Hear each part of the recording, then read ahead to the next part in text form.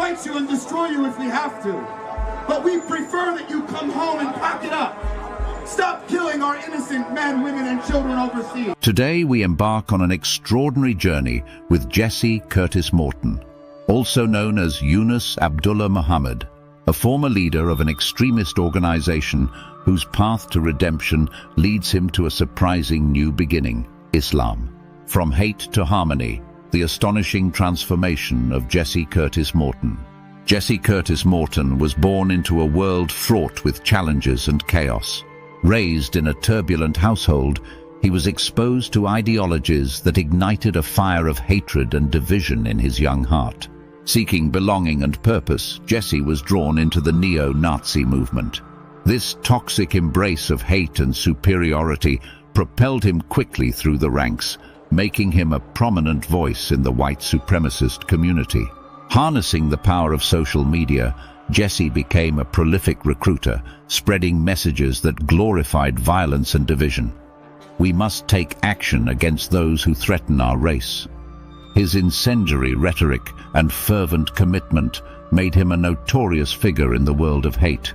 However, Jesse's life took a drastic turn when he became the leader of Revolution Muslim, a group that used the internet to incite violence and fear. Under his alias, Yunus Abdullah Muhammad, Morton was charged with conspiring to solicit murder and making threatening communications. In 2011, Morton pleaded guilty and was arrested on charges that could lead to a maximum of 5 years in prison for each count. And the agent that initiated communication on that plane asked me what I wanted to be called, Jesse Morton or Yunus Abdullah Muhammad. And interestingly enough, I responded Jesse Morton, and it shocked me too. And over time, I learned that my identity as Yunus Abdullah Muhammad was an effort to kill a person that I hated. Behind bars, he began to confront the dangerous ideologies he had once championed. In prison, Jesse met a former jihadi imam and delved into the works of Enlightenment philosophers, planting seeds of doubt about his extremist beliefs. It was here that he began to see the world not in black and white, but in shades of grey. Upon his release, Jesse's path to redemption took an unexpected turn. It was at a community event where a chance meeting with a Muslim family would forever alter his life's trajectory. Initially skeptical, Jesse was disarmed by the family's genuine kindness and compassion, a stark contrast to the hate he once harbored. He recalled his own past words, "Islam is a threat to our way of life," and saw them dissolve in the face of newfound understanding. Intrigued and inspired, Jesse delved into the teachings of Islam, uncovering profound messages of peace, forgiveness, and justice that resonated deeply within him. In a courageous turn of heart, Jesse chose to embrace Islam, shedding his past and adopting a new name and purpose. With his conversion came shockwaves among former allies and family alike. For Jesse, leaving behind a life steeped in hate was fraught with challenges.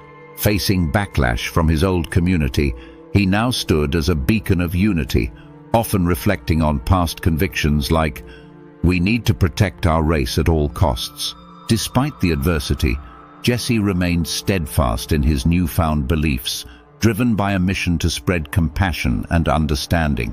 Jesse, alongside others like Mitch and digital hunters who penetrated the ISIS cyber caliphate, provided an unprecedented look into the battle against extremist ideologies that inspire ordinary people to become killers. Jesse recognized the shift in jihadist propaganda in the post-9/11 era. Weaponized jihadist propaganda has transitioned us into dealing with lone wolf, homegrown violent extremists, he explained.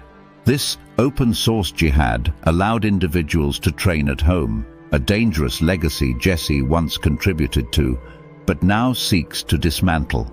Morton launched Jihad Recollections in 2009, a precursor to magazines like Dabik and Inspire, known for articles like How to Make a Bomb in the Kitchen of Your Mom.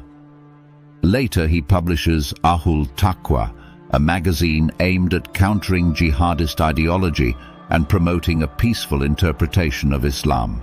Through features like interviews with reformed jihadists and critiques of extremist attacks, Jesse works tirelessly to combat the ideologies he once propagated. The seeds of doubt developed over time, he said, emphasizing the need to counter the narratives that continue to fuel terrorism. Jesse Curtis Morton's story is a beacon of hope and transformation, challenging us to confront our own biases and strive for understanding in a world often divided by hate. Jesse Curtis Morton died December 21, 2021, at the age of 43 and is buried in Melbourne, Florida. If this story inspires you, share it and join the conversation about the boundless power of change. Don't forget to subscribe to our channel to see more of these interesting stories. Until next time.